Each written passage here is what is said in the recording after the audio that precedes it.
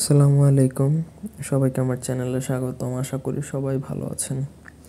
আজ আমি আপনাদেরকে যে ভিডিওটা দিব এটা হচ্ছে, আপনি যদি আপনার শত্রুর ক্ষতি করতে চান বা আপনার দুশমনকে শাস্তি দিতে চান তাহলে এটা প্রয়োগ করতে পারেন।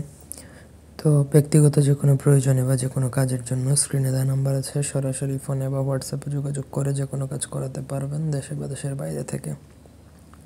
আপনাদের যদি কারো বই প্রয়োজন হয়, যেমন কিতাবুল ফিরাউনা অথবা শয়তানের বাইবেল, এই টাইপের যদি বই প্রয়োজন হয় আমাদের সাথে যোগাযোগ করে বই নিতে পারেন। আমরা স্বল্প মূল্যে বই দিয়ে দিব আপনাদেরকে।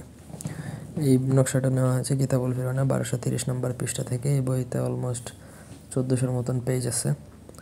তা মূল ভিডিওতে আসি। আপনি যদি আপনার শত্রুর ক্ষতি করতে চান তাহলে রবিবার রাত্রিবেলায় একা নির্জনে বসে এই নকশাটা লিখতে হবে। এটা কাইসির কালি বা কুস্তুরির কালি দ্বারা লিখতে হবে। কাইসি আরবিতে, বাংলায় কুস্তুরি।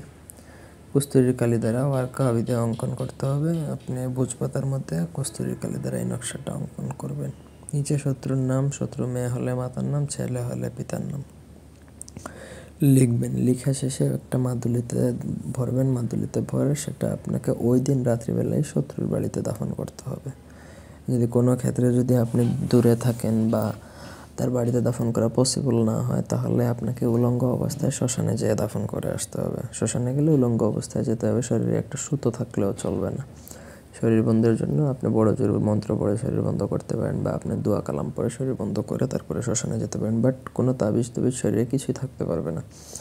এই দুইটাতে যদি আপনার না পারেন তাহলে তো আর কোনো রাস্তা নেই, জিন চালান ছাড়া। জিন্নাত চালানের মাধ্যমে, জিনের মাধ্যমে কাজটা করিয়ে ফেলতে হবে, তাদেরকে দিয়ে রাখতে হবে। যদি জিন সাধক যদি না হন তাহলে আমাদের হেল্প নিতে পারেন, আমরা এই বিষয়ে আপনাদেরকে হেল্প করে ফেলতে পারবো। তো আশা করি বুঝতে পারছেন। এই ছিল আজকের ভিডিও। কোনো অংশ বুঝতে অসুবিধা থাকলে কমেন্ট করে জানাতে পারেন, ব্যক্তিগত কাছে যোগাযোগ করবেন। ধন্যবাদ।